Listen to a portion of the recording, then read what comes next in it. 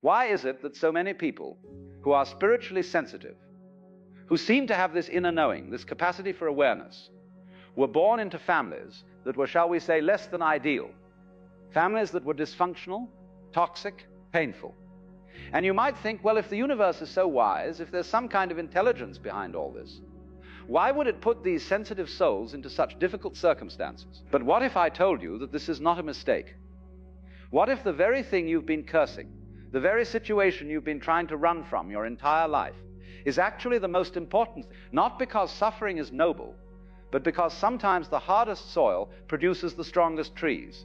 See, we have this notion that spiritual awakening should come through pleasant experiences, through meditation retreats, through reading wise books, through sitting quietly in beautiful gardens. And yes, these things can help. But the real awakening, the kind that shakes you to your bones, often comes through fire. It comes through difficulty. It comes through having everything you thought you needed stripped away until all that remains is what you truly are. Think about it this way. If you were born into a perfectly harmonious family, where everyone was kind and understanding, where love flowed freely and naturally, would you ever question anything? Would you ever look deeper? Would you ever have to develop that inner strength, that capacity to see through illusion? Probably not. You'd simply flow along with the current, never knowing there was anything else. But a toxic family, a dysfunctional family, they give you something else entirely. They give you friction. They give you problems that cannot be solved by ordinary means. They give you situations where you cannot simply go along with what everyone else is doing, because what everyone else is doing is clearly mad. And in that friction, in that impossibility, something begins to wake up. Let me put it to you another way. When a grain of sand gets into an oyster, it irritates, it hurts.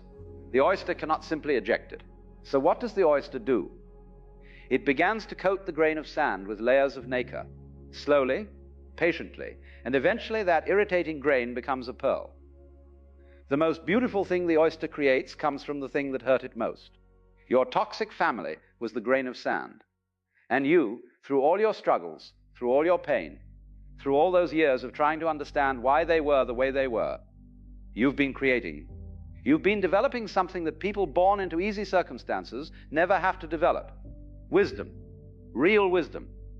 Not the kind you read in books, but the kind that comes from having to figure out how to survive when everything around you is chaos. But here's where it gets really interesting. A toxic family doesn't just create problems. It creates a very specific kind of problem. It creates confusion about love. And this, strange as it sounds, is the gateway to awakening.